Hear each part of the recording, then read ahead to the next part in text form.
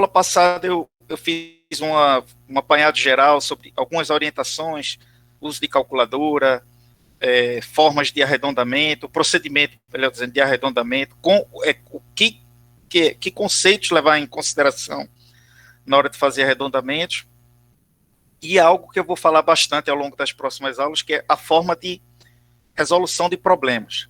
Então, na aula passada nós mostramos um problema envolvendo volumes, mostrei como proceder mudanças de unidades, expliquei também no caso de pressão, um exemplo simples que fizemos, e agora eu vou retomar um exemplo, exatamente, um exemplo que nós iniciamos o comentário na última aula e eu vou dar início à resolução hoje. O ponto de partida, a gente sempre precisa ter uma ideia das equações que a gente precisa para resolver um problema. A gente lê o enunciado, reflete um pouco sobre ele e conclui sobre que equações vai precisar. No exemplo que se segue, eu vou precisar desta equação aqui, a equação de Torricelli. Pressão, que é definida como uma razão entre força por área, pode ser calculado, pode ser medido experimentalmente por essa expressão aqui, ρGH, onde ρ é a densidade do líquido, geralmente mercúrio, como aqui na figura. G é a aceleração da gravidade. Em alguns problemas a gente pode aproximar para 10 metros por segundo, mas no geral a gente precisa ter essa informação fornecida, né? E H, a altura. No caso do mercúrio, da utilização do mercúrio, cuja densidade é conhecida, vou mostrar no próximo exemplo, ao nível do mar, essa expressão leva a uma altura de 760 milímetros de mercúrio. E essa medida da altura da coluna, tanto ela pode ser usada para medir pressão, como ela se tornou uma escala de medida de pressão. Então, ao nível do mar, que é uma atmosfera, pressão medida em atmosferas ATM, é a sigla da unidade, 760 milímetros de mercúrio é a altura da coluna de mercúrio sustentada pela pressão atmosférica, ao nível do mar.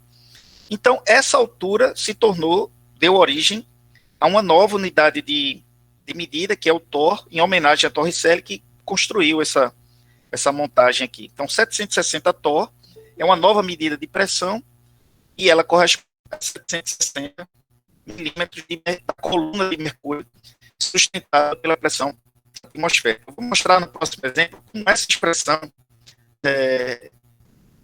fiz algo errado aqui. O que foi que eu fiz aqui? Tá. Eu vou mostrar no próximo exemplo como essa expressão pode ser usada para calcular pressão, levando em conta um dos grandes problemas em físico-química. Muitas vezes a gente tem as equações, tem a teoria, e muitas vezes a gente se perde nas unidades. Eu quero mostrar nesse exemplo, mais do que o uso da equação, mostrar como é que a gente opera corretamente com as unidades. Alguém falou que minha voz sumiu, acho que é porque eu estou com mau contato aqui, às vezes quando eu me mexo, o microfone desconecta, mas eu acho que agora está funcional, né? Estou vendo aqui umas barrinhas de minha voz. Então vamos lá, gente. Determine a pressão em Pascal. Isso é importante. O que é Pascal? Pascal é uma unidade de medida de pressão no SI. Eu comentei sobre sistemas de unidades na aula passada. O que é o SI? O SI é um sistema de unidades no qual medidas de comprimento são dadas em metro, tempo medido em segundo, massas medidas em quilogramas. São 3 exemplos de unidades fundamentais. Quilograma para massa, metro para comprimento, segundo para tempo. Outras unidades também existem, mas essas são as que a gente mais vai usar em físico-química. Massa, unidade para massa, comprimento e tempo. E suas derivadas, né? Suas unidades derivadas. Por exemplo, área, metro quadrado, volume, metro cúbico. Eu quero calcular pressão usando a equação de Torricelli em Pascal, ou seja, no SI. Sabendo que na base da coluna de mercúrio, a altura em relação à base da coluna, a coluna de mercúrio tem 760 milímetros de altura. A densidade do mercúrio está dada, 13,6, e a aceleração da gravidade está dada, 9,81. As 3 quantidades foram fornecidas com 3 algarismos significativos. Eu vou fazer uma conta com 3. 760, 7, 6 e 0 são significativos. 13,6, 1, 3 e 6 são significativos. E aceleração da gravidade 9, 8, 1 são significativos. Quem tiver com a calculadora, reproduz a conta que eu vou mostrar agora. A conta que eu vou mostrar está aqui, feita substituindo o quadro, né? Então, vamos lá. Repetir, o que eu faço para resolver o problema? Primeiro, eu pego a equação. Primeiro passo, eu pego a equação ou as equações, se eu precisar de mais de uma, e combino, se for mais de uma, as equações, de tal maneira a expressar a quantidade que eu quero calcular. O objetivo, para fazer uma conta de maneira segura, eu vou dizer isso insistentemente nas aulas, é fazer a expressão de tal maneira que eu tenho que fazer apenas um cálculo na calculadora. Essa é a forma correta de resolver o problema. Não fazer isso leva a muitos erros. E aí a fisicoquímica acaba se tornando chata por conta dos erros sucessivos que a gente comete e às vezes nem percebe a origem do erro. Nesse exemplo, a equação já foi dada e é bem simples. Pressão é ρGH. Conta, então, a partir dessa expressão. Então, primeiro passo, a expressão. Eu trabalho a expressão para o que eu quero. Segundo passo, eu substituo as quantidades sem esquecer das unidades. Então, por exemplo, densidade 13,6. Rho, deixa eu passar para a tela cheia aqui. Rho, 13,6. Eu repito os dados do problema. 13,6 gramas por centímetro cúbico. Por centímetro cúbico é dividido por centímetro ao cubo. Né? Eu mostrei na aula passada o que elevado significa. Escrever dessa maneira facilita simplificar as contas, como eu vou mostrar logo a seguir. Né? Então, vamos lá. Gramas por centímetro cúbico. Eu vou escrever, para simplificar, gramas centímetro a menos 3. Vezes a aceleração da gravidade, 9,81. 9,81 com as unidades. Metro, segundo a menos 2. É por segundo quadrado. Multiplicado por 760 milímetros. Vejam só por que é importante escrever com as unidades. Quando eu escrevo os dados com as unidades, eu percebo que aqui eu estou trabalhando com em grama, que não é do SI. Volume em centímetro cúbico, que não é SI. Aceleração da gravidade em metros por segundo quadrado. Metro e segundo são do SI. E, finalmente, comprimento 760 milímetros, ou seja, comprimento aqui em milímetro. Está tudo misturado. Foi o que eu falei na aula passada. Geralmente, os problemas em físico-química misturam as unidades. E aqui que está o nosso verdadeiro problema. Fazer as contas muitas vezes é simples.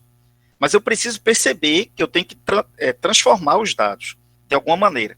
Eu escrevi aqui do lado as relações que eu preciso. Em notação científica, como eu recomendei na aula passada, é sempre melhor. Vai não, é só uma questão de costume, Reis. Preste atenção, vá se acostumando, você vai ver que em pouco tempo vai ficar fácil. Quais são as relações que eu preciso? Eu preciso passar grama para quilograma, centímetro cúbico para metro cúbico. Aqui já está ok, e eu preciso passar milímetro para metro. As relações eu coloquei aqui do lado. 1 grama vale 10 a menos 3 quilogramas. Notação científica é sempre melhor. Alternativa, escrever 1 quilograma igual a 10 a 3 gramas. Multiplicando 10 a 3 dos dois lados, né, eu converteria. Mas eu vou trabalhar com essa aqui porque vai ser mais útil na resolução do problema. Além disso, todo mundo deve lembrar que 1 centímetro vale 1/100º de metro. Ou seja, 1 sobre 100 metro. Né? 1 centímetro vale 1 sobre 100 metro. Ou seja, 1 centímetro vale 10 a menos 2 metros. Na aula passada eu falei sobre isso. Como é que eu passo isso aqui para centímetro cúbico? Bem, se alguém não estiver entendendo o que eu estou dizendo, talvez seja melhor eu mostrar esse passo aqui. Não é nada demais não, mas é bom para ir criando o hábito. Né? Deixa eu só escrever aqui. A ferramenta vai ser útil. Qual é a relação que eu preciso? Olha, 1 centímetro vale 10 a menos 2. 10 a menos 2. 10 a menos 2 metros.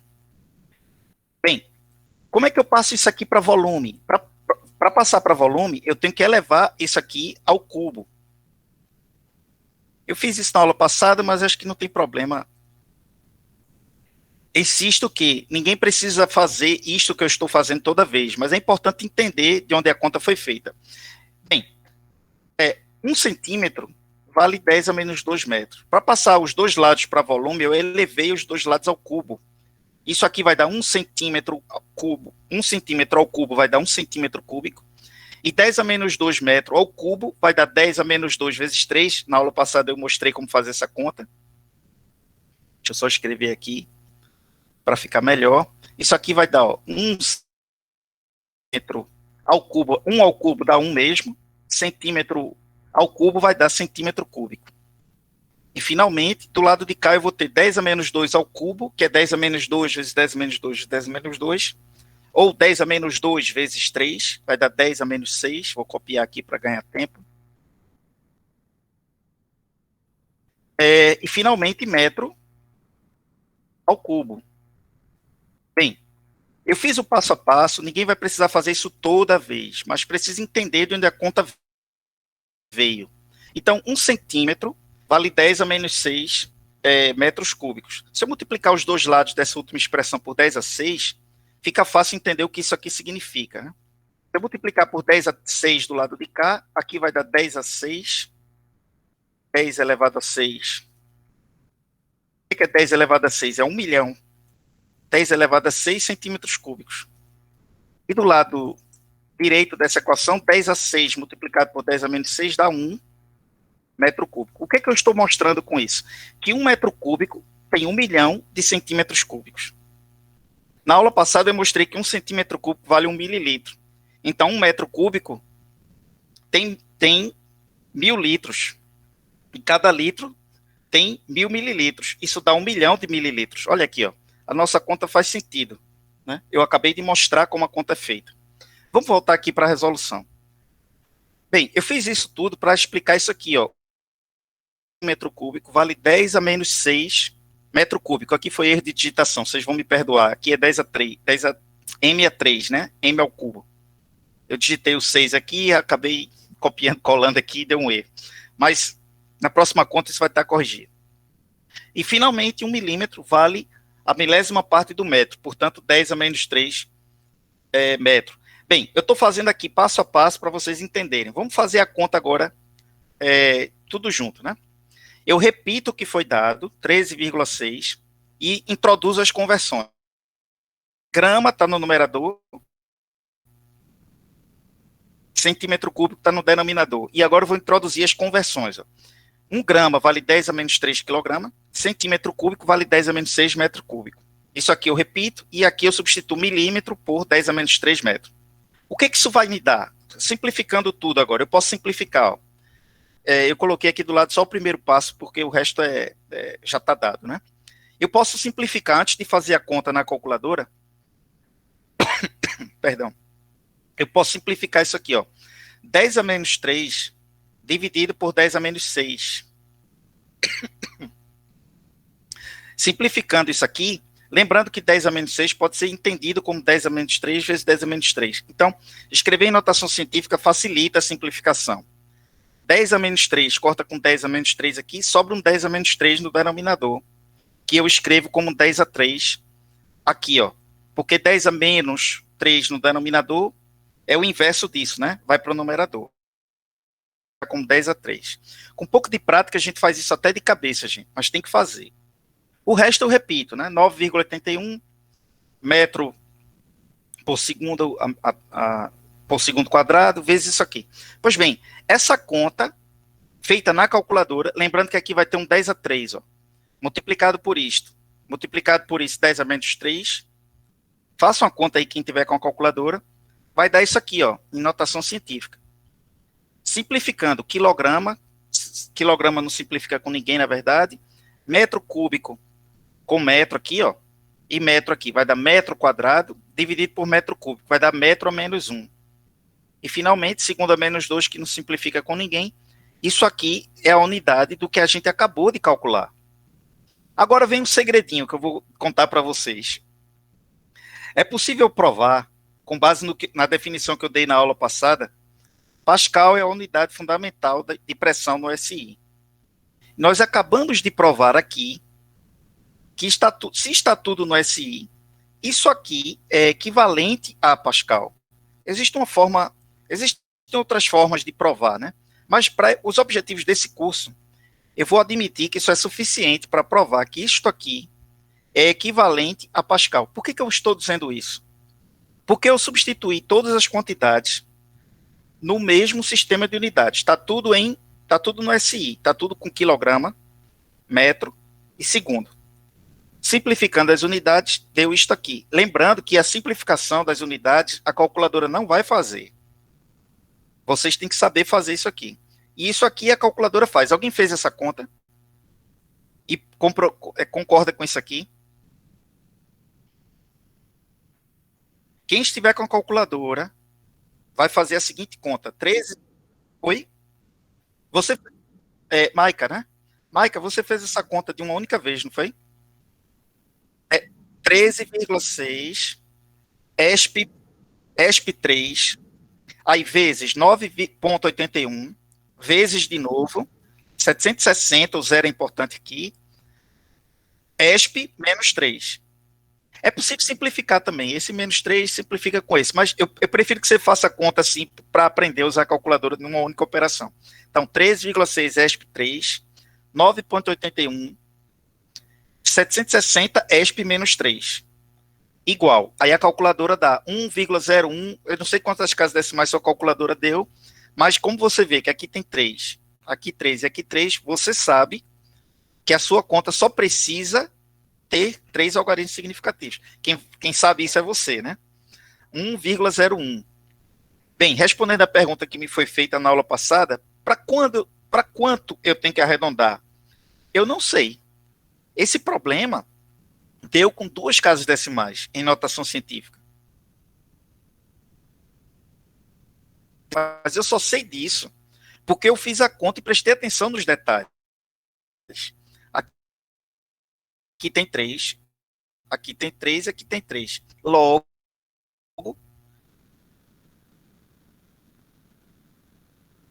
a minha resposta vai com o que tiver menor. Algarismo significativo vai com 3. A regra é simples, né? Produtos e divisões, menor deles. A resposta é essa aqui, ó, 1,01 10 a 5 pascais. Mas eu também posso expressar isso aqui em quilopascal, dividindo por 1000. Né? Se eu dividir por 1000, 10 a 5 dividido por 10 a 3 vai dar 10 a 2. E aí eu chego a essa outra resposta em quilopascal. Só para reforçar o que eu havia dito, na aula passada eu comentei que acima de nossas cabeças tem uma coluna de ar. E fazendo as contas aproximadas, né, a aceleração da gravidade é aproximadamente 10 metros por segundo quadrado. Enfim, o que foi que eu fiz? Aceleração da gravidade vezes a massa dividido pela área, né, 1 metro quadrado. As contas deu 10 a 5. Isso aqui, ó, 10 a 5 nessas unidades. E eu falei que isso era aproximadamente, este número correspondia a uma atmosfera. Ao nível do mar, isso é uma atmosfera. Uma atmosfera corresponde à pressão de 10 a 5, aproximadamente, pascais. Só que aqui é um valor mais preciso, né? 1,01, 10 a 5. Mas é um resultado bem próximo do que eu havia comentado na aula passada. Bem, eu sei que eu destrinchei demais, né? Talvez tenha ficado até um pouco cansativo para alguns de vocês, mas esse passo a passo no começo é importante. Nas próximas aulas, quando eu estiver resolvendo problemas, eu já vou assumir que vocês estão entendendo isso aqui e vou colocando o passo a passo, né? Vou explicando mais rapidamente. Se alguém não entendeu o passo que eu dei, é só comentar e eu explico. Aqui eu fiz o passo a passo bem detalhado. Vocês precisam apenas se acostumar a fazer, claro, com o tempo, com um pouco de prática, a gente pula etapas, né? Conversões a gente pode fazer de cabeça. Eu converto grama para quilograma, centímetro cúbico para metro cúbico na cabeça, sei que isso aqui vai dar 10 a 3, se eu tiver seguro, eu faço, mas por hora eu não recomendo que vocês façam assim. Professor, eu recomendo passo a passo, até ganhar confiança. Oi? Eu levantei a mãozinha, pedi a vez. Sim, foi, eu não vi. Com quem que eu tô falando? Paloma. Paloma. Diga, Paloma. Porque eu estou um pouco atrasada, agora que eu comecei a entender. Sempre que vem grama por centímetros cúbicos, a gente vai colocar tanto a transformação de gramas para quilogramas e de centímetro cúbico para metro. Para metro, assim. Exatamente. Veja só, é muito difícil que isso aconteça, mas imagine que a densidade tivesse sido dada em gramas por metro cúbico. Você só precisaria converter grama para quilograma, porque o volume já está em metro cúbico.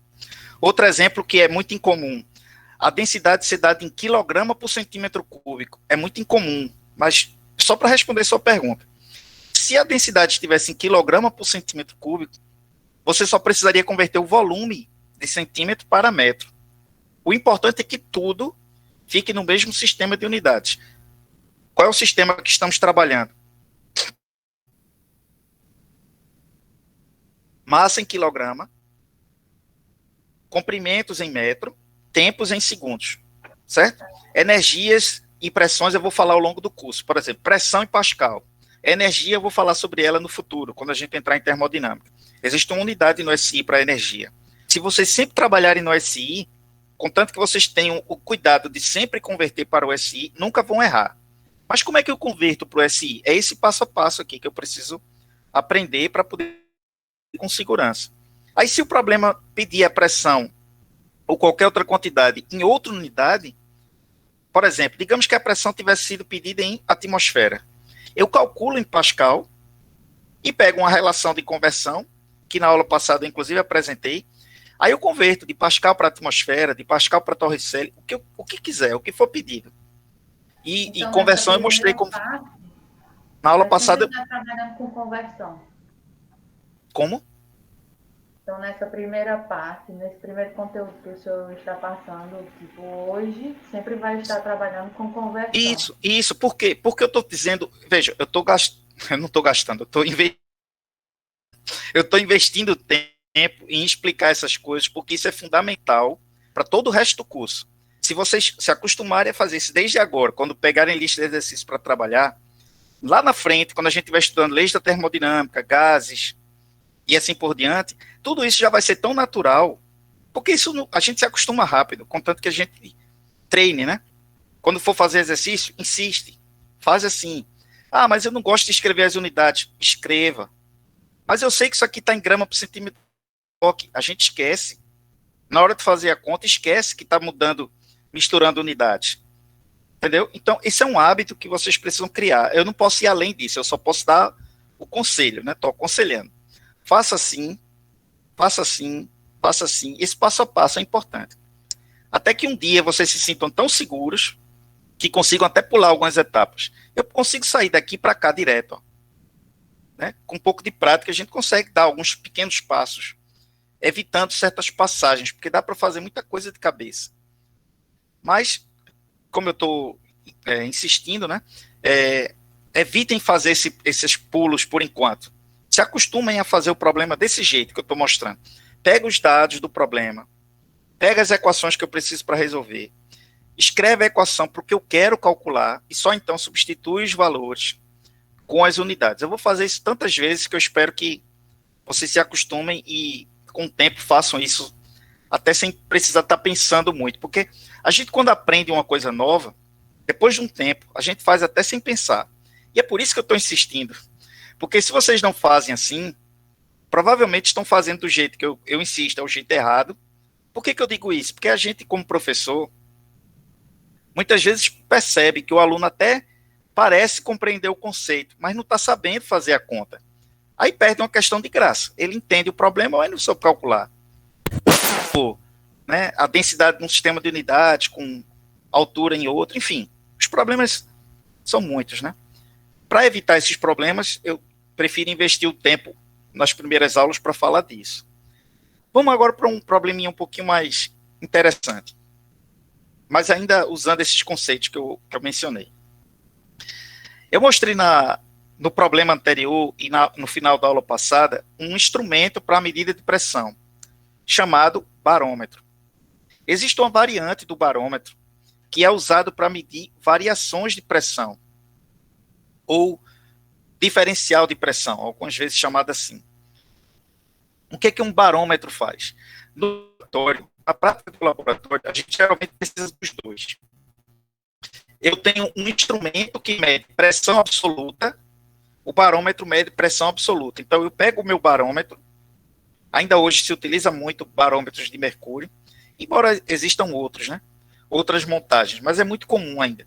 Então, a gente pega um barômetro de mercúrio, aí vai lá, na parede do laboratório tem um barômetro, está lá a altura da coluna de mercúrio. Eu vou lá e vejo a pressão atmosférica, pressão absoluta. E agora, eu faço uma outra montagem experimental que, mais uma vez, não necessariamente utiliza mercúrio, pode usar outro líquido, ou pode até usar um instrumento eletrônico.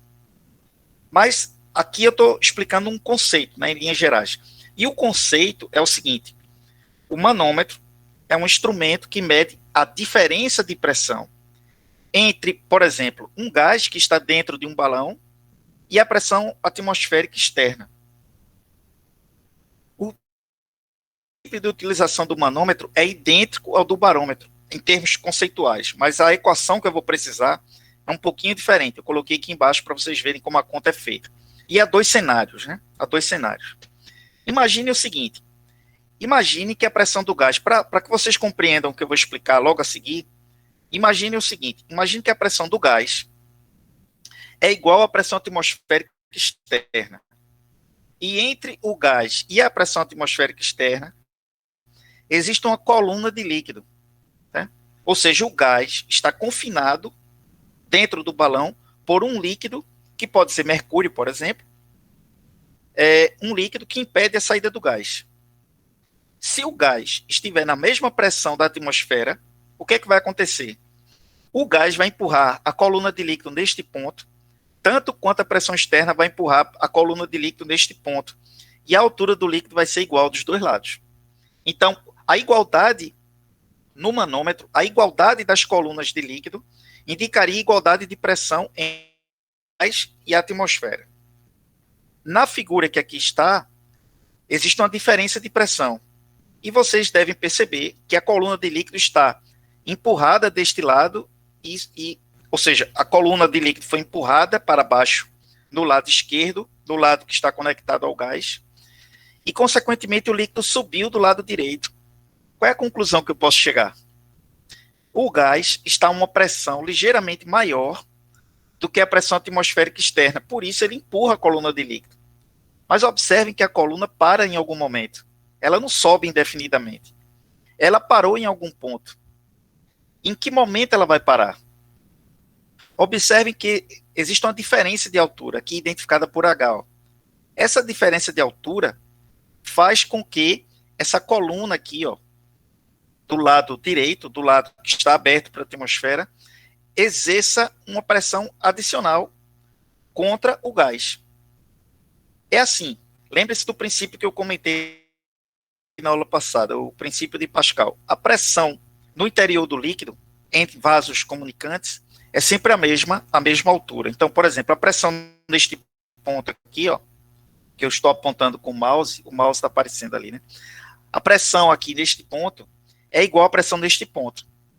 E a pressão neste ponto é igual à pressão neste ponto. Qual é a pressão neste ponto? A pressão que está atuando no líquido neste ponto é a pressão do gás, que eu chamei de P-gás. E do lado direito, a pressão neste lado, que é igual a deste, pode ser entendida da seguinte maneira: é a pressão atmosférica, P ATM, mais a pressão devida à coluna de líquido, ρGH. Em outras palavras, a pressão do gás pode ser medida se eu conhecer a pressão atmosférica. Se eu tiver um barômetro no laboratório, eu conheço a pressão externa atmosférica. E se eu quiser medir a pressão do gás, tudo que eu preciso fazer é medir essa altura da coluna de líquido aqui, ó, a diferença. Que eu chamo. Então, a pressão do gás, neste exemplo, que é a pressão deste ponto, é igual à pressão deste ponto, que é igual a ρGH mais a pressão atmosférica. Lembrando que eu tenho que trabalhar com tudo no mesmo sistema de unidades. Então, aquele exemplo anterior vai ser usado aqui para mostrar como essa conta vai ser feita na prática. Só para concluir a explicação, é possível que a pressão do gás seja menor que a atmosférica. E o que é que vai acontecer? Vai acontecer o inverso. A coluna vai ser deslocada para o outro lado. Se a pressão do gás for menor do que a atmosférica, o que é que vai acontecer? A pressão atmosférica vai empurrar essa coluna e ela vai subir do lado de cá e descer do lado de cá. Vai haver uma diferença de altura, só que agora invertida, e eu posso dizer o seguinte: a pressão neste ponto seria a pressão atmosférica, e a pressão do lado de cá seria a pressão da coluna de líquido, ρgH, mais a pressão devida ao gás. Em outras palavras, para resolver esse tipo de problema, eu tenho que ver qual é a relação das colunas aqui. Se a pressão do gás for maior do que a atmosférica, como nesta figura, então a conta vai ser feita da seguinte maneira: a pressão do gás, que é a pressão deste ponto, é igual à pressão deste ponto, que é a coluna ρgH, mais a pressão atmosférica. Vai ser essa equação aqui, ó. A pressão do gás vai ser P atmosférico mais ρgH, que eu chamei de P índice H. A equação é a mesma de antes. Inversamente, maior for menor do que a atmosférica, a pressão atmosférica vai inverter essa relação de alturas, e aí eu posso dizer que a pressão deste ponto, que é a pressão atmosférica, que eu escrevi agora do lado direito, vai ser igual à pressão deste ponto, que seria ρgH, que eu chamei de pH, mais a pressão do gás. Então, observem que são duas equações diferentes. Eu tenho que saber qual das duas eu vou usar, e a relação vai depender, a equação vai depender da relação de altura. Por exemplo, nesta figura, a pressão do gás é maior do que a atmosférica. No exemplo que eu vou resolver, eu acho que está ao contrário. Vamos ver. Bem, isso aqui eu já tinha explicado, né? Talvez pudesse até ter suprimido essa figura. Esse é o caso em que as pressões são iguais, a pressão do gás é igual à pressão atmosférica, as alturas são as mesmas. Quando a pressão do gás é maior que a externa, o gás empurra a coluna de líquido para o lado de cá, e aí, neste caso, qual é a expressão que eu deveria usar? A pressão deste ponto, que é P do gás, vai ser igual à pressão desse ponto, que é P atmosférico mais ρgH. Nesse exemplo, as duas pressões são iguais. Nesse exemplo, são diferentes. E P do gás é P atmosférico mais ρgH. Essa aqui é o contrário, né? A coluna do gás, do lado ligado ao gás, está maior do que a coluna do lado ligado à atmosfera. Então, a pressão deste ponto, que é a pressão atmosférica, é igual à pressão desse ponto, que é ρgH, mais a pressão do gás. Então, vamos ver aí como essa conta vai ser feita na prática. Ó, a pressão do gás é menor do que a atmosférica. Então, a conta que a gente vai fazer vai ser P atmosférico igual a ρgH, a pressão deste ponto, devido à coluna de líquido, mais P do gás. Vamos lá, vamos ler o problema e já entendemos como é que a gente vai resolver. Agora vamos fazer as contas, com base no enunciado. Um manômetro de lado aberto contendo mercúrio, então esse líquido aqui é mercúrio, vai ser a mesma densidade do problema anterior, é conectado a um recipiente de gás. Qual a pressão do gás no recipiente em Torricelli? Quando o mercúrio no braço ligado, ou seja, o mercúrio ligado a esse lado aqui, ó, está 13,6 centímetros mais alto que do lado aberto à atmosfera. Sabendo que a pressão atmosférica é de 1,05 atmosfera. Então, a pressão... Vejam só que coisa interessante. Eu falei agora há pouco que, muitas vezes, o problema mistura as unidades. Percebem? E esse exemplo é bem típico disso. Olha aqui, ó. Do lado de cá, a pressão está em atmosfera. Do lado de cá, eu tenho duas pressões. Eu tenho a pressão em mercúrio, que foi dada em centímetros de mercúrio. Lembre-se que milímetro de mercúrio é uma unidade de medida de pressão. E aqui foi dada em centímetro de mercúrio. Eu preciso, do lado de cá, converter a atmosfera em Torricelli, ou seja, milímetro de mercúrio. Lembre-se que Torricelli é idêntico a milímetro de mercúrio, é sinônimo, né? Então, eu preciso converter a atmosfera em Torricelli, que é milímetro de mercúrio. Do lado de cá, eu tenho centímetro de mercúrio. Eu preciso milímetro. E, além disso, eu quero medir a pressão do gás, já em Torricelli, ou seja, em milímetro de mercúrio. Eu tenho que fazer duas conversões, portanto. Eu tenho que converter a pressão atmosférica... Vamos lá. O que é que você não entendeu, Reis? Observem que tem 3 unidades no enunciado. Eu quero calcular em Torricelli. Torricelli é milímetro de mercúrio. Uma pressão foi dada em centímetro de mercúrio e outra pressão foi dada em atmosfera. Eu tenho 3 unidades, Torricelli, centímetro de mercúrio e atmosfera. Eu preciso converter a atmosfera em milímetro de mercúrio, que é equivalente a Torricelli, preciso converter centímetro em milímetro de mercúrio. E esse é fácil, não tem muito mistério aqui. Para poder calcular tudo em Torricelli. Como é que essa conta é feita? É bem simples, contanto que vocês percebam que é preciso fazer mudanças de unidade. Primeira questão a perceber, a pressão do gás é menor que a atmosférica. Então eu vou precisar usar aquela segunda forma que eu mostrei do slide anterior. A pressão atmosférica, vamos lá. A pressão atmosférica, que é a pressão deste ponto, vai ser igual à pressão do gás mais ρGH. Percebem? Em princípio, eu precisaria fazer ρGH, mas eu não preciso. Peraí. Torricelli é equivalente a centímetro de mercúrio? Não. Torricelli é equivalente a milímetro de mercúrio. Mas essa conversão é fácil de fazer. Passar de centímetro para milímetro é fácil. Então, vamos lá.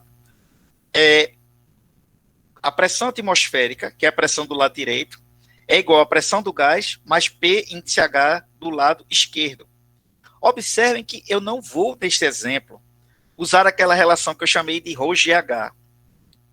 ρGH é a expressão de Torricelli para calcular a pressão, né? Mas isso é útil quando eu quero calcular a pressão em Pascal. No caso aqui, a pressão P, que eu chamei de P índice H, já foi dada em centímetro de mercúrio, e eu só preciso converter para milímetro de mercúrio, que é muito fácil.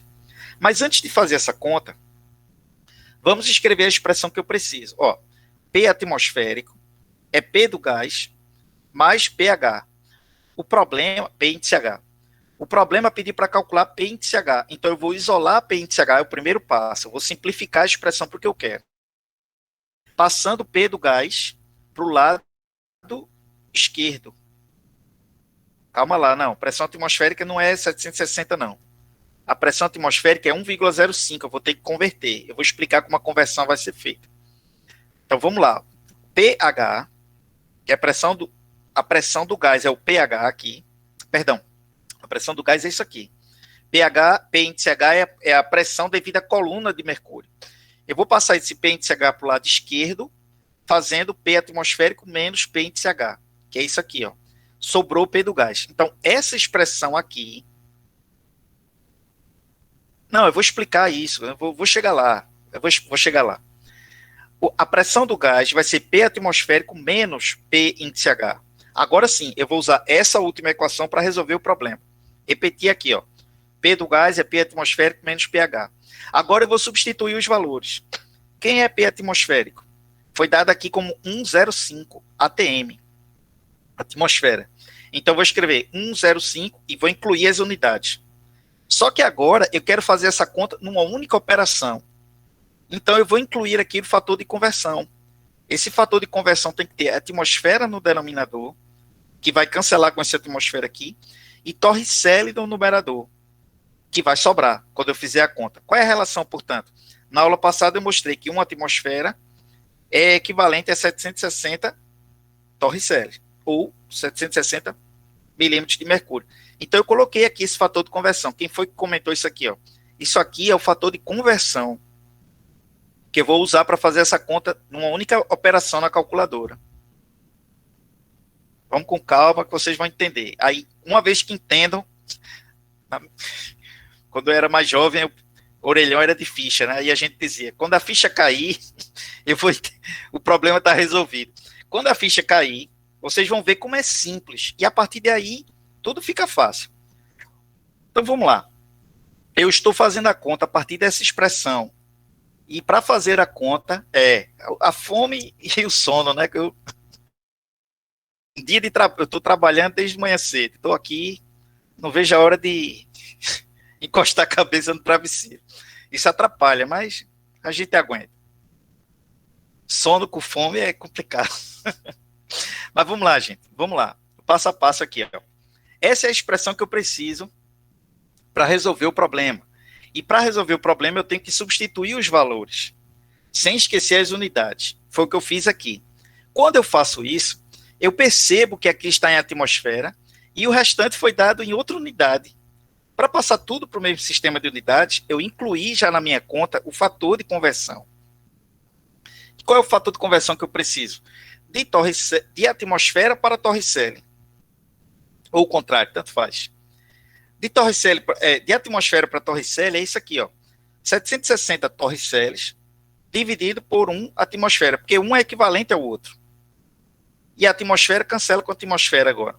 Então, essa conta vai ser, cancela a atmosfera com a atmosfera, vai ser 1,05 na calculadora. A calculadora não vê as unidades, só vocês que veem. 1,05 multiplicado por 760. Essa é a... Oi.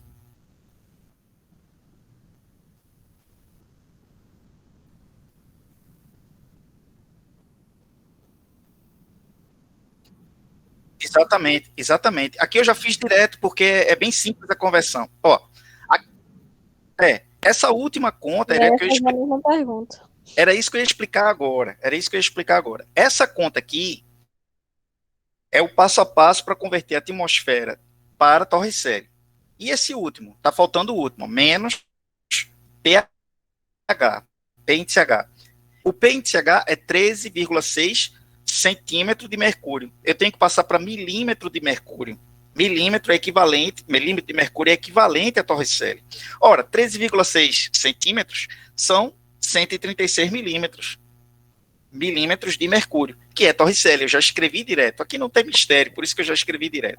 É só tirar a vírgula, né, professor? Neste exemplo, sim. Por quê? Porque a vírgula caminhou para a direita uma casa. Porque 1 centímetro tem 10 milímetros. Então, eu multipliquei isso aqui por 10 para dar 136. Agora, vamos lá. Como é que vocês vão fazer essa conta?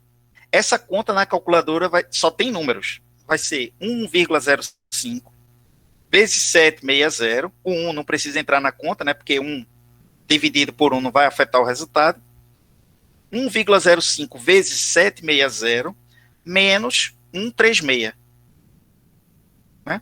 Aqui tem 3 algarismos significativos, eu vou preservar os 3. 3 também. E na conta, na soma, eu preservo o número de casas decimais. Como aqui tem nenhuma casa decimal, aqui também não terá nessa conta nenhuma casa decimal. Então, eu vou fazer essa conta e arredondar para um inteiro mais próximo. Somar os dois, e isso aqui, claro, a calculadora faz direto. Esse 1 não precisa incluir na calculadora, porque dividir por 1 é nada, é não fazer nada. 760 dividido por 1 é 760. Então você escreve, mas não digita na calculadora, entendeu? Faz direto. Não, a conta vai ser, eu vou fazer aqui, ó. Eu não sei se vocês vão enxergar aí. 1,05 vezes 760 menos 136. Eu não sei se vocês estão enxergando aí, mas vamos lá. A conta que eu digitei está toda aqui, ó. 105, cadê? 105 vezes 760 menos 136.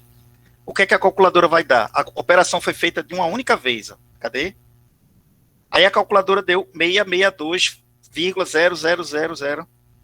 Bem, ela poderia ter dado outros números depois da casa decimal, mas eu sei que eu tenho que expressar o resultado com 3 algarismos significativos e 0 casas decimais, né? 662, que é o resultado aí do livro. Então, resumindo tudo que eu disse, primeiro passo, eu pego a equação que eu preciso, reescrevo para o que eu quero calcular. Primeiro passo. Segundo passo, substituo as quantidades que foram dadas, incluindo as unidades. Terceiro passo, faço todas as mudanças de unidades que forem precisas para poder somar quantidades equivalentes, né? Eu não posso somar metro com quilograma, são coisas diferentes, né? Sai. Eu só posso somar coisas similares. Eu somo uma coisa com Sai. Oi? Tá falando comigo ou esqueceu o microfone ligado aí? Quem é que tá falando? Esqueci o microfone ligado. Pronto, então é isso. A conta está feita, as unidades estão indicadas, as mudanças, que é o terceiro passo que eu falei, estão ditas, né? A conta é feita de uma vez na calculadora, claro, sempre que possível, né? Mas nesse curso, no que eu saiba, não vai ter nenhuma conta que seja tão complicada que não dê para fazer numa operação. E eu já falei na aula passada que a vantagem é fazer a conta numa única operação. Se tiver um erro, eu percebo o erro, vou lá e corrijo e levo poucos segundos para corrigir a questão. Né? Último passo, aliás, penúltimo passo, faço os arredondamentos que forem necessários e sim, agora sim, o último passo eu vejo se o resultado faz algum sentido. Né? Eu vejo se o resultado faz algum sentido. Nesse exemplo, 662 é um resultado que faz sentido? Ora, eu já sei que 760 é a pressão atmosférica ao nível do mar. E eu sei que o gás está a uma pressão menor do que a pressão atmosférica externa, que por sua vez é maior do que 760, porque é 1,05 a atmosfera. Mas é quase 1, né? É quase 1. Ou seja, a pressão do gás tem que ser menor do que 760. E deu 660. Então eu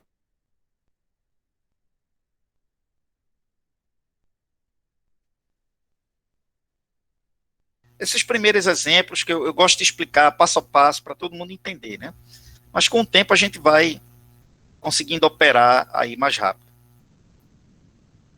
Vou falar aqui muito brevemente sobre temperatura, mas eu tenho certeza que vocês também já trabalharam com isso, né? Existem termômetros aí que medem temperaturas em diferentes escalas, e aqui tem só um pequeno detalhe que eu preciso chamar a atenção. Termômetros diferentes, em escalas diferentes, vão dar. Imagine, por exemplo, que esses termômetros têm o mesmo diâmetro de capilar, tudo igual, né? O mesmo líquido, é tudo igual. Só que eles estão em escalas diferentes. Esse termômetro mede em Kelvin, que é um sistema de unidades para temperatura do SI, e em termodinâmica a gente sempre trabalha com temperatura em Kelvin, e eu já vou explicar por quê, mas só vou poder explicar em outra, quando eu puder falar de gases e outras coisas mais adiante. No dia a dia da gente, geralmente a gente utiliza aqui no Brasil termômetros em graus Celsius, e em países de língua inglesa, Fahrenheit, que é outro sistema de unidades de medida de temperatura. Termômetros diferentes vão dar a mesma altura da coluna de inverno, mas valores numéricos diferentes para a temperatura. Eu só preciso saber pontos de referência desses termômetros.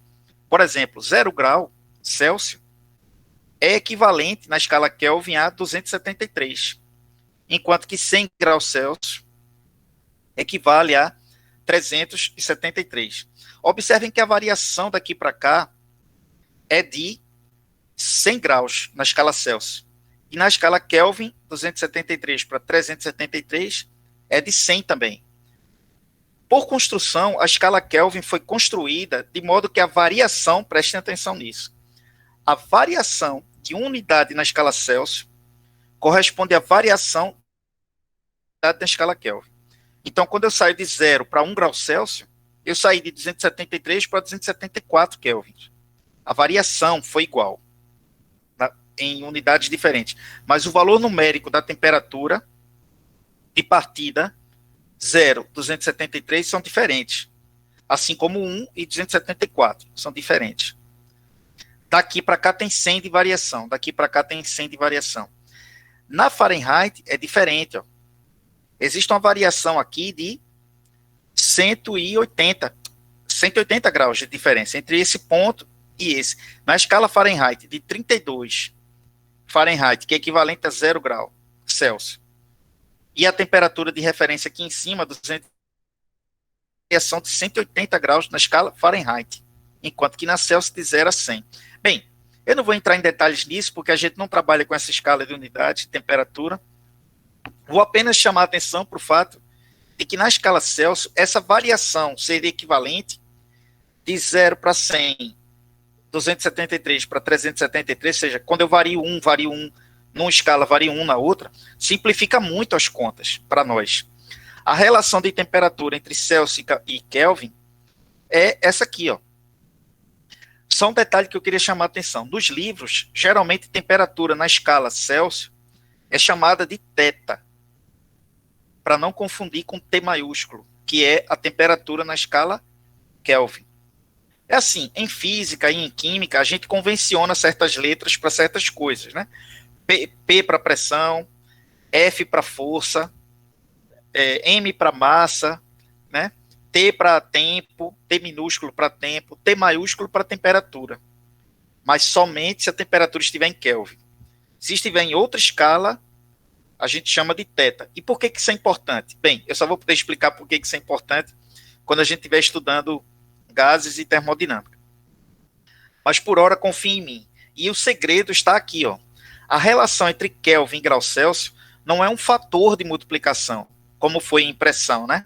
Para essa atmosfera, para Torricelli, eu multiplico por 760. Para sair de Torricelli para a atmosfera, eu divido por 760. E assim por diante. Eu multiplico ou divido. Mas em grau Celsius e Kelvin, a relação não é um fator. Termo, eu tenho que somar 273. E isso muda tudo. Né? Quando a gente estiver estudando gases e leis da termodinâmica, eu vou explicar a implicação que isso tem e o fato de que nas equações termodinâmicas, sempre que aparece temperatura, aparece T maiúsculo. Isso significa que eu não posso usar a temperatura em qualquer escala.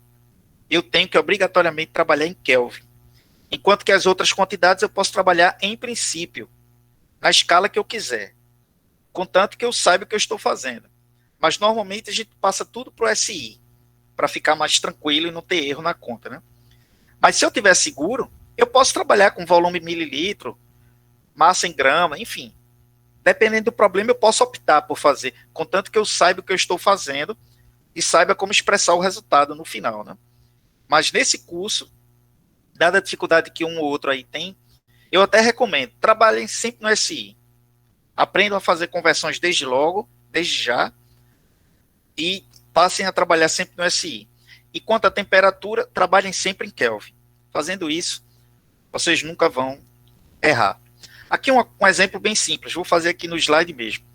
Expresse... Não, calma lá. Você falou uma coisa aqui que...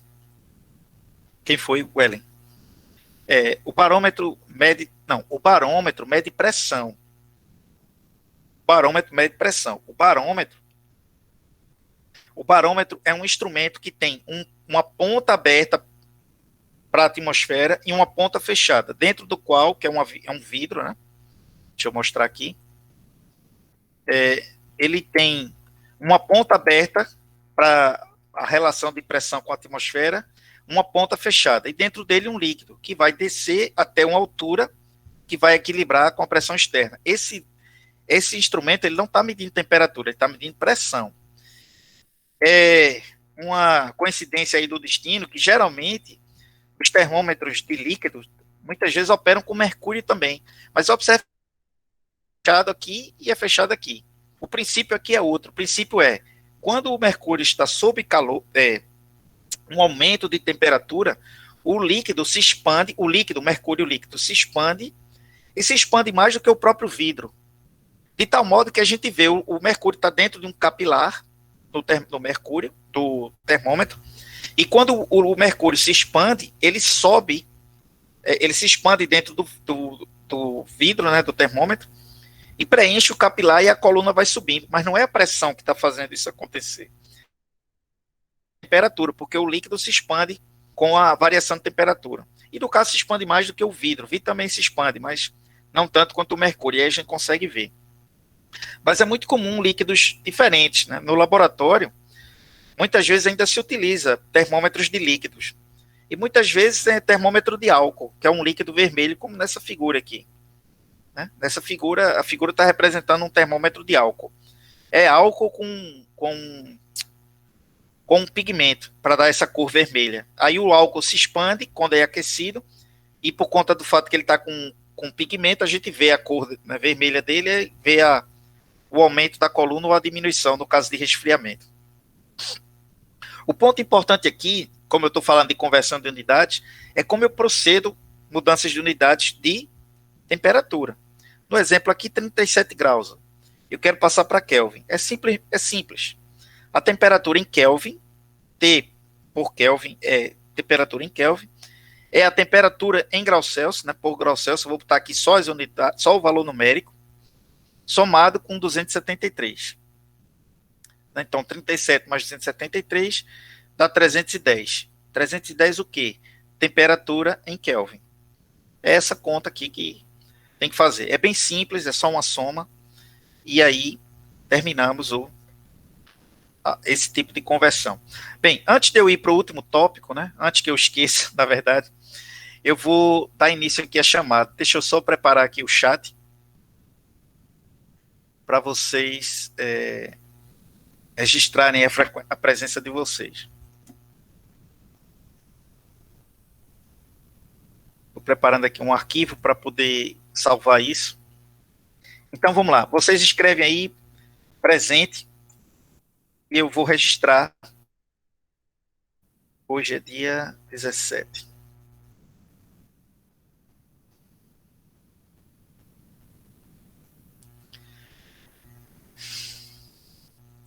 Bem, alguns segundos. Eu acho que já deu, né? Tem mais alguém?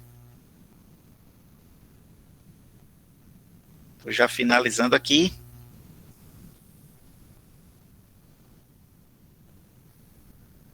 Bem, então estou finalizando agora. Vou copiar esses nomes para não perder a informação. E aí a gente segue adiante.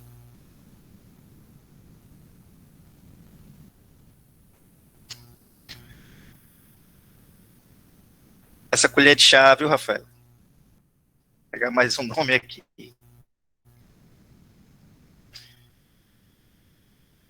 Bem, chamada concluída.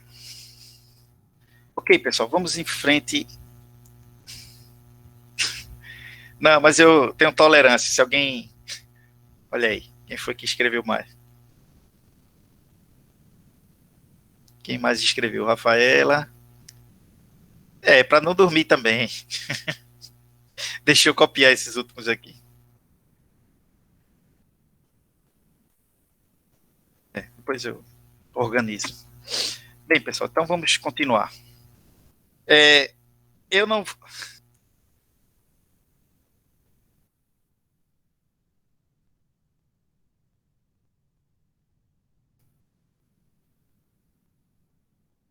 Olha aí. Tem gente que se entrega, tem gente que dorme na aula, tem gente que sai para tomar café. E assim faz. Acontece. Então vamos lá, vamos seguir em frente. Bem, pessoal, Exatamente. Exatamente. Eu não vou me estender muito nisso aqui, porque certamente vocês também conhecem, isso é um conceito que a gente vê lá em Química Geral. Eu vou apenas mostrar, mais uma vez, a questão das unidades, né? Então, quantidade química. Quantidade química, que é outra... Notem que eu estou falando de propriedades que têm a ver com a definição do estado. Ao estado físico. Na aula passada, eu falei, né? É caracterizado pelo estado da matéria, pela pressão, pelo volume, temperatura e quantidade química. Quantidade química N é o número de mols. Quais são as relações, né? Um mol é uma quantidade de matéria que diz... É uma forma condensada de me referir a múltiplos do número de Avogadro. O número de Avogadro é esse número aqui, 6,022, ou mais preciso, 6,022, 10 a 23 por mol. Observem que o número de Avogadro Na tem a unidade por mol. Então, o que é isso? O número total de partículas N maiúsculo pode ser calculado como um múltiplo do número de Avogadro. Então, por exemplo, eu entro aqui com o número de mols. 1 mol, 2 mols, 3 mols. Multiplicado pelo número de Avogadro, isso dá o número total de partículas.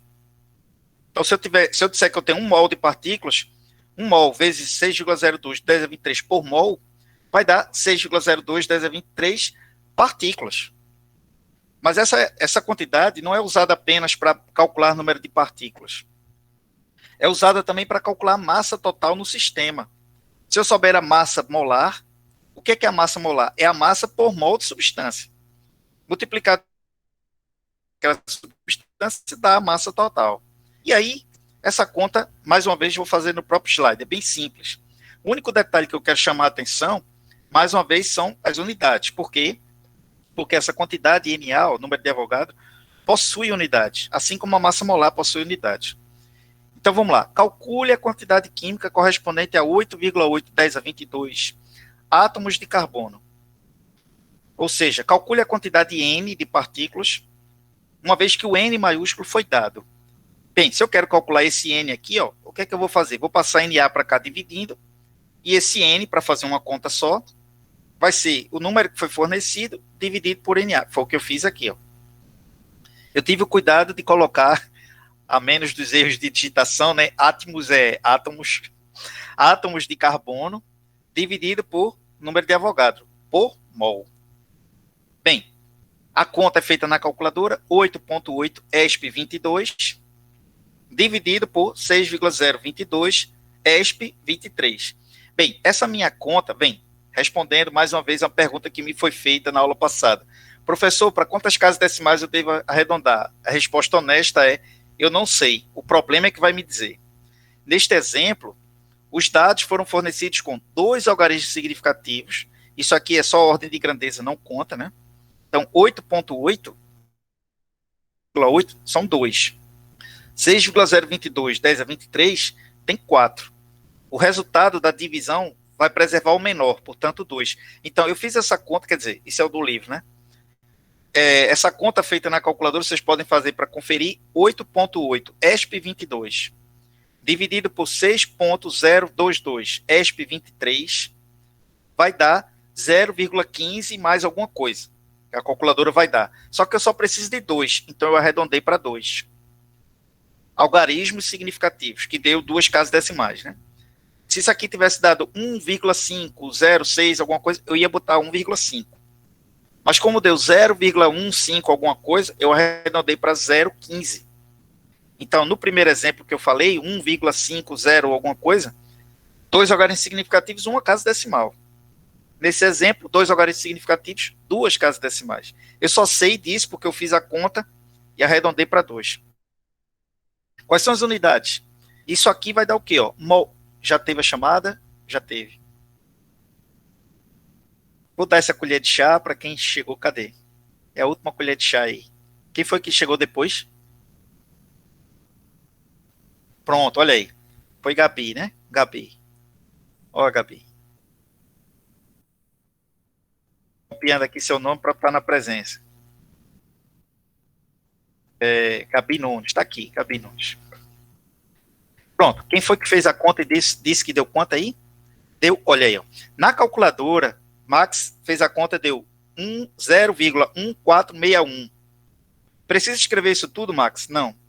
Você fez a conta e sabe que só precisa de 2. Aí você arredonda o 4 para 5, porque depois do 4 vem um 6. Né? Acho que todo mundo conhece essa regra aí. Passou do 5, arredonda para mais. Abaixo de 5, mantém. Na dúvida, você pergunta à calculadora, você pede para ele arredondar para 2 casas decimais e ela vai arredondar para 0,15. Não tem problema. Mas quais são as unidades da resposta? Quais são as unidades? Mol a menos 1 no denominador sobe como mol, então eu estou calculando mol. Outro exemplo bem simples. Está aqui embaixo. Calcule a quantidade química N, de novo, correspondente a 21,5 gramas de carbono, dados, máximo 0,01 gramas por mol. Então, eu mostrei no slide anterior que a massa é N vezes massa molar. Ou seja, o N vai ser massa dividido por massa molar. Pronto, então eu fiz a conta aqui, ó. Eu escrevi a equação e agora faço a conta. Substituindo os valores com as unidades. 21,5 gramas dividido por 12,01 gramas por mol. A calculadora vai dar o valor numérico. Estou preocupado com arredondamento e unidades, mas eu recomendo que vocês façam a conta. Aqui tem 3, aqui tem 4. Meu resultado só precisa de 3. Quais são as unidades da resposta? Grama corta com grama, 1 sobre mol menos 1 dá mol. Então, o resultado é 1,79, né? Yes. Mol de carbono. Bem, gente, com isso eu termino esse assunto introdutório, né? Conceitos que eu chamei de conceitos fundamentais para a gente seguir adiante no curso. Algumas passagens aí eu sei que ficou um pouco confuso para algumas pessoas. A aula está gravada, mas se qualquer dúvida sobre o assunto da aula, vocês podem entrar em contato comigo, eu vou ter o maior prazer em ajudar no tempo que eu puder ajudar, né? Respondendo no e-mail ou trazendo o tópico para a aula, dependendo da complexidade do tema. No mais, eu recomendo que vocês pratiquem. Peguem exemplos da lista, comecem a trabalhar, porque físico-química, gente, não é difícil. Ela só é trabalhosa nesses aspectos aí que eu estou falando. Se vocês fizerem isso, podem até reclamar do trabalho, mas não podem reclamar da dificuldade. Eu mandei o link da aula passada, não? Eu acho que eu mandei. Aí o de hoje eu vou mandar assim que a aula terminar. Foi aula síncrona e eu mandei o vídeo da aula. Professor, se eu não anexo os e-mails, não. O estudo dos gases vai até 10h40. Não, eita, não, é até 10h20, né? A aula de noite a aula é menor, né? A aula é menor, vai até 10h20. Não, tudo bem, até 10h20. É o sono. Tá me mexendo com os neurônios aqui. Mas tudo bem. Nesses 20 minutos aproximadamente que a gente tem, eu vou adiantar o que for possível. Eu vou falar somente de uma dessas leis. Eu quero apenas dizer o seguinte, para começar, né? Para começar a esquentar o conteúdo aí, que é o seguinte. No estudo dos gases, a gente começa... no estudo dos gases, a gente estuda gases por um conjunto de leis empíricas e começa sempre por gases ideais, né? Geralmente a gente aborda na sequência gases reais também, mas nesse curso a gente não vai fazer muito uso do conceito de gases reais. Então, por uma questão de simplicidade, e vai ter muita aplicação para isso, eu vou me ater ao estudo dos gases ideais. O que é um gás ideal? Em linhas gerais, um gás ideal faz uso daquele modelo que eu apresentei na aula passada. Um gás ideal é composto por partículas que estão tão afastadas umas das outras, ocupando todo o volume do recipiente, de tal maneira que as partículas não interagem de maneira significativa entre si, apenas elas só interagem quando colidem.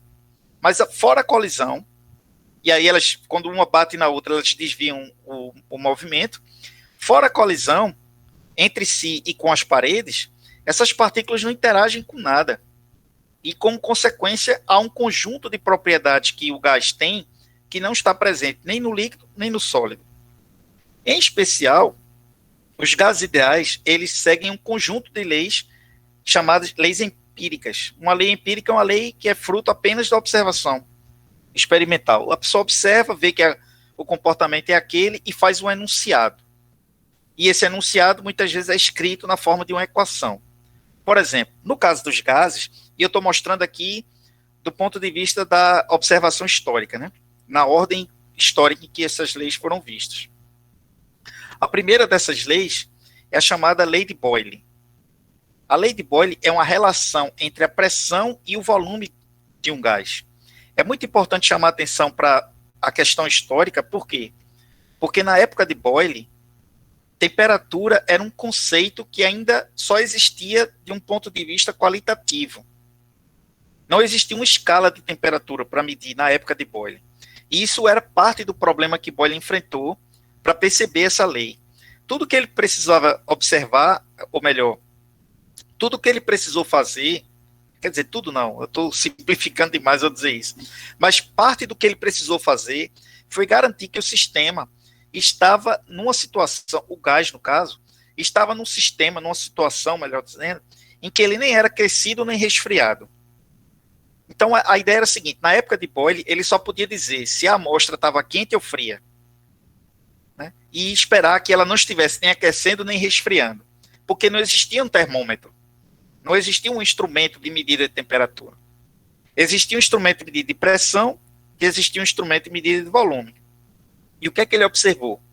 Ele observou que uma amostra de gás fixa, com N fixo, uma massa de gás, uma amostra de gás fixa, N fixo, quantidade química fixa, sob temperatura fixa, tem um volume que varia de maneira inversamente proporcional à pressão. Quando a pressão aumenta, o volume diminui. Em outras palavras, a lei de Boyle é uma relação pressão-volume. Essa é uma das formas de enunciar a lei de Boyle. E tem outra completamente equivalente a ela, que a pressão varia de maneira inversamente proporcional à variação de volume. A afirmação é a mesma, só que dando enfoque na pressão, o dando enfoque no volume. Nessa outra forma, e eu vou dar mais atenção a essa última, por razões uma expressão que eu só vou poder mostrar na próxima aula, que é a seguinte: olha, a pressão para uma quantidade fixa, ou seja, N fixo, sob temperatura constante, T constante, só lembrando que Boyle não podia medir a temperatura, ele só podia afirmar que o sistema não estava aquecendo nem resfriando. Mantendo essa condição constante, quando eu elevo o volume, a pressão do gás diminui. E inversamente, quando eu diminuo o volume, a pressão do gás aumenta. O ponto importante é que, qualquer que seja a forma que eu enuncie a lei, existe uma equação, uma relação de proporção, que eu posso estabelecer. E essa lei, essa equação, essa expressão matemática, leva em conta o fato de que um é inversamente proporcional ao outro. Isso a gente escreve da seguinte maneira. Aliás, antes de eu escrever a equação matemática, vamos mostrar o que é que Boyle viu. Boyle fez um experimento no qual na época, ele já tinha a ideia de barômetro e de manômetro, e ele fez uma adaptação do manômetro que eu mostrei anteriormente. Ao invés de ter um balão, ele simplesmente tinha um tubo em J, e essa ponta faz o papel do balão. Né? E tudo que ele precisava fazer era graduar aqui o vidro para que ele pudesse fazer medidas de volume. E o que é que ele fez? Ele ia adicionando mercúrio no lado aberto aqui para a atmosfera. E dessa ponta aqui tinha um gás confinado pela substância que ele usou. Por exemplo, mercúrio. Bem, o que essa figura aqui está dizendo? Nessa situação, quando a coluna de mercúrio do lado esquerdo é igual à do lado direito, qual é a conclusão que Boyle podia chegar? A pressão do gás era igual à pressão atmosférica externa. Se ele tivesse um barômetro no laboratório dele, ele saberia, por exemplo, que a pressão no laboratório dele é de 1 atmosfera, né, medida em Torricelli, no caso, 760 milímetros de mercúrio. Aí iria lá e via que o volume do gás confinado era, por exemplo, 60 mililitros. Certo? Se o vidro tiver graduado, ele conseguia ver o volume aqui. Aí o que foi que ele fez? Ele começou a adicionar mercúrio do lado aberto para a atmosfera, provocando um desnível. O que acontece? À medida que ele vai colocando esse líquido, a coluna inicialmente aumenta e o peso da coluna de líquido vai fazer com que a coluna desça, comprimindo o gás do lado de cá. E à medida que ele ia botando mais mercúrio do lado de cá, mais a coluna de líquido ia empurrando o gás, comprimindo ele, até que, por exemplo, ele aumentou a pressão do lado aberto para a atmosfera com mais 760 milímetros de mercúrio. Ou seja, ele foi colocando mercúrio, colocando, o mercúrio adicional que ele ia colocando e o gás para cá, comprimindo ele, até que ele observou o seguinte: quando a diferença, por exemplo, atingiu 760, o que foi que ele fez? Ele dobrou a pressão do gás. O gás estava antes a 760 milímetros de mercúrio, Torricelli, né? 760 Torricelli, que era essa pressão aqui, ó, a pressão atmosférica é igual à pressão do gás. Só que quando ele bota mais 760, então o gás agora vai estar na seguinte pressão. Vai ser 760 mais a pressão atmosférica, que por sua vez é 760. Então o que ele fez? Ele dobrou a pressão. Saiu de 760 para 1520 Torricelli. E o que aconteceu no processo? A pressão do gás dobrou de 760 para 1520, né? E o volume do gás diminuiu de 60 para 30. Então, o que ele pôde construir? Um gráfico.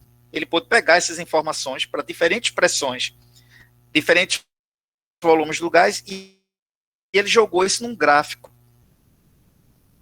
E ele observou o seguinte, ó. Ele botou no eixo Y a pressão do gás e colocou no eixo X o volume do gás. Claro, a conclusão seria a mesma se tivesse invertido, mas nesse exemplo nós temos a pressão do gás no eixo Y, o volume do gás no eixo X. O que essa figura está dizendo? Quanto menor o volume do gás, quanto mais eu caminho nessa direção aqui, ó, maior a pressão do gás. Graficamente é isso aqui que a gente tem, ó. Eu tenho um pequeno volume, muita pressão, vários pesos aqui empurrando o gás. À medida que eu vou tirando esses pesos, o gás vai se expandindo, a pressão do gás vai diminuindo, o gás pode se expandir e ocupa, com isso, um volume maior. É basicamente isso que a lei de Boyle está dizendo. Só que uma coisa é você perceber o comportamento da natureza.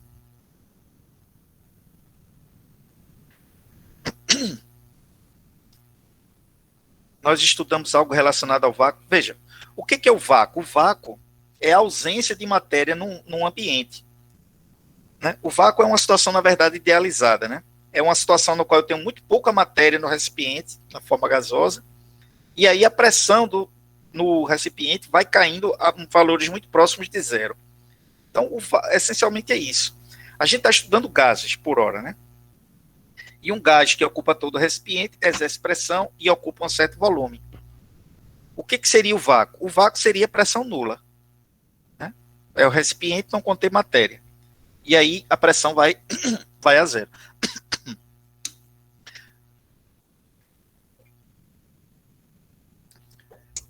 Deu para entender o que eu falei? Vamos lá. Seguindo adiante.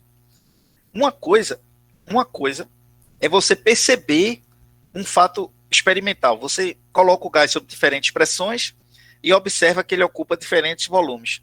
E conclui que a relação é inversa. Quando eu aumento a pressão, diminui o volume. Outra coisa é você perceber que isso pode ser equacionado. Equacionar, ou seja, escrever uma equação matemática, me permite fazer cálculos, me permite fazer previsões. O que Boyle percebeu, a partir da observação experimental, é que o volume é inversamente proporcional à pressão. E, matematicamente, a gente pode escrever assim, ó. Esse símbolo aqui indica proporcionalidade. Ou seja, o volume é proporcional ao inverso da pressão. De tal modo que, quando eu aumento a pressão, eu aumento o denominador. E quando eu aumento o denominador de uma fração, a fração diminui. Né? 1 sobre 1 é 1. 1 sobre 2 é 0,5. 1 sobre 10 é 0,1.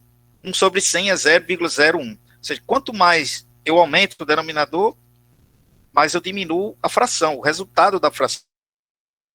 E é isso que essa equação está dizendo. O volume inversamente proporcional à pressão. Ou seja, o volume vai com 1 sobre P. De modo que quando eu aumento essa, eu diminuo essa. Isso é uma relação, não é uma equação. Para transformar uma relação numa equação, eu tenho que transformar isso aqui num sinal de igual. E eu faço isso introduzindo uma constante, ou de um lado ou do outro. No exemplo aqui, nós colocamos uma equação, uma constante do lado direito, e ficamos da seguinte forma. V é igual a uma constante, que pode ser medida experimentalmente, multiplicado por 1 sobre P. E normalmente essa equação não é escrita assim. Ela é escrita como P vezes V igual a uma constante. E essa constante pode ser determinada experimentalmente. Essa equação ela está relacionada com esse gráfico aqui. Ó. Quando eu relaciono, na verdade, sim, essa equação. De acordo com essa equação, quando eu faço o gráfico de P versus V, eu tenho a equação de um hipérbole. Isso aqui é uma equação matemática de um hipérbole. Né? De tal modo que é essa curva vermelha que vocês veem aqui. E os pontos são os valores medidos experimentalmente. Essa outra equação aqui corresponde à equação de uma reta. E ela sugere que se eu fizer o gráfico de V versus 1 sobre P, e não P versus V, é V versus P, então o gráfico de V versus P sai dessa equação aqui, ó. E é a equação de um hipérbole, portanto, o gráfico de um hipérbole.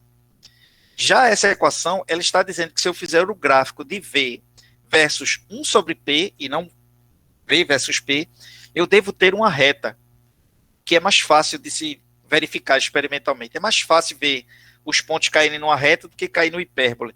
Isso que eu estou falando não é fácil perceber. É só na prática do laboratório que a gente, de fato, percebe. Mas eu vou tentar explicar. É assim. Se eu estiver trabalhando em pequenos intervalos de pressão, eu vou perceber a variação de volume. Mas se eu estiver trabalhando entre esses dois pontos aqui, por exemplo, a variação do volume pode parecer linear. Essa curva aqui pode parecer uma reta, na verdade. Se eu estiver trabalhando entre pontos muito próximos. Então, hoje em dia, a gente diz que Boyle percebeu que V é inversamente proporcional a P. Mas na época de Boyle não foi fácil chegar a essa conclusão. Porque se ele fizesse o gráfico de V versus P, e se os pontos de pressão fossem muito próximos uns dos outros, ele provavelmente veria uma reta e não essa hipérbole que vocês veem aqui. Já Boyle fez tantos testes e ampliou tanto a faixa de pressão para confirmar se era uma reta ou não, ele pôde concluir que, na verdade, a relação era de proporcionalidade inversa. V e proporcional 1 sobre P. Quando ele chegou a essa conclusão, ele pôde propor, portanto, que V era uma constante vezes 1 sobre P, ou PV igual a uma constante. Portanto, ele pôde esperar que o gráfico de V versus P desse uma hipérbole. Como eu falei, não é tão fácil perceber isso experimentalmente, mas essa outra equação sugeriu a ele que ele poderia fazer o gráfico de V versus 1 sobre P, e se essa expressão fosse válida, então ele teria uma reta. E é mais fácil perceber os pontos caírem numa reta do que no hipérbole. Né? Pois bem, o gráfico de V versus 1 sobre P confirmou a hipótese de Boyle, a hipótese de que pressão e volume são inversamente proporcionais. Um gráfico ou outro, os dois estão dando essencialmente a mesma informação, só que estão escritos de maneira diferente. Só para lembrar vocês, a equação de uma reta é do tipo um coeficiente angular versus uma variação, né, a variável x. Geralmente o coeficiente angular é escrito como A, né, A vezes x, onde x é a variável independente. Nesse exemplo aqui, 1 sobre P. Né, então, 1 sobre P seria o x, ó. O y, o v seria y. Né? O coeficiente angular é essa constante aqui. E o coeficiente linear não existe. No caso é mais b igual a zero. Né? A equação de uma reta é ax mais b, onde a é o coeficiente angular e b é o coeficiente linear. De acordo com Boyle, o volume varia, segundo esta equação, que é a equação de uma reta, com coeficiente linear nulo. Então, uma das coisas que a gente precisa fazer para testar a hipótese de Boyle, quer dizer, que a gente pode fazer no laboratório, é fazer o gráfico de V versus 1 sobre P e ver se esse gráfico aqui caminha, se a extrapolação disso aqui, ó, para 1 sobre P tendendo a zero, vai a zero. E essa observação experimental foi feita por Boyle e isso confirma a validade da sua lei. Né? Então, esse é o que confirma a validade da lei. Bem, as outras leis, existem outras leis que eu vou apresentar a partir da próxima aula. E, na verdade, esses conjuntos de leis, vão ser 3 leis que a gente vai ver, são 3 leis fundamentais, né? Que podem ser combinadas numa única lei. E a gente vai falar dessa lei na próxima aula, e eu vou investir aí um tempo, explicando como essa lei é obtida e como ela pode ser usada para resolver problemas. Então, eu não vou resolver problemas agora, porque eu vou falar das outras 2 leis. Na próxima aula eu vou falar sobre essas 2, e mostrar para vocês como elas são usadas para resolver problemas. Existem outras leis que podem ser derivadas dessa lei mais geral que eu vou apresentar. Então, essas leis, são 3 ao todo, são as mais importantes. Envolvendo, como vocês verão, Não. Essa lei, essas outras 2 leis que a gente vai ver, elas envolvem as outras funções de estado que eu mencionei. Quais são as funções de estado aqui? Pressão, volume, temperatura e quantidade química. A lei de Boyle usa 2 dessas 4. Pressão, volume, temperatura e quantidade química. Né? A lei de Boyle usa as 2 primeiras, pressão e volume. As outras 2 leis combinam outras quantidades que eu vou mostrar, na próxima aula eu vou mostrar. Né? Então eu vou parar a aula por aqui, terminar aqui em cima da hora, né? Mas